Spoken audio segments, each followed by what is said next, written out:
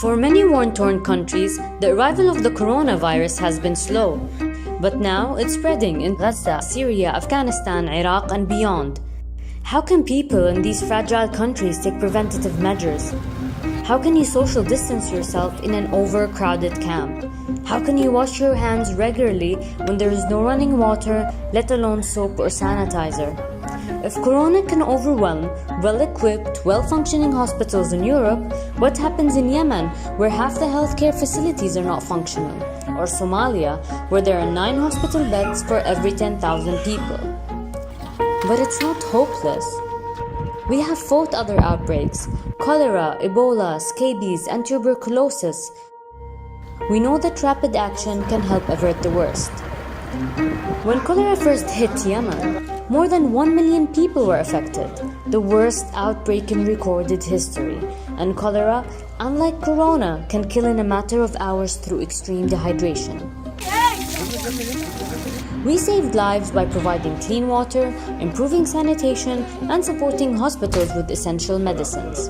Now, to fight corona, we are working hard in countries like Syria to ensure clean water is accessible, that sanitation systems are functioning, and soap is in all our aid packages.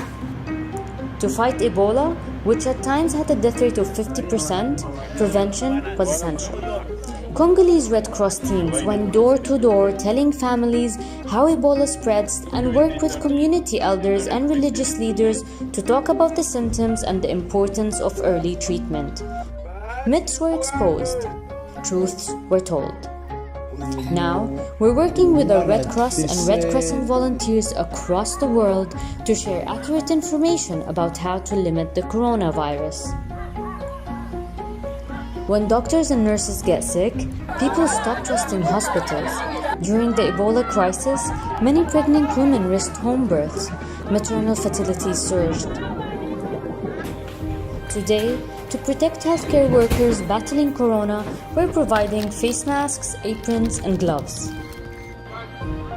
We also know that triaging patients is very important to limit viruses.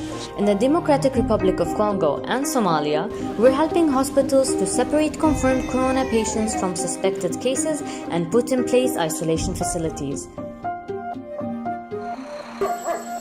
We know from our work in prisons, screening is vital to control tuberculosis, a highly infectious, often deadly disease which can even be multi-drug resistant.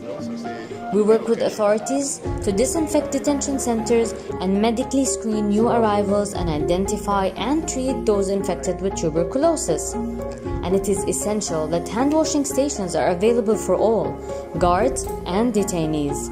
These measures are effective for tuberculosis and they can help limit corona. Syria, Gaza, and South Sudan have closed their schools. Iraq has a nationwide curfew. In Yemen, ports are closed and new arrivals tested for the virus. These fragile countries are taking action. So will we. In prisons, refugee camps, damaged hospitals, we will help.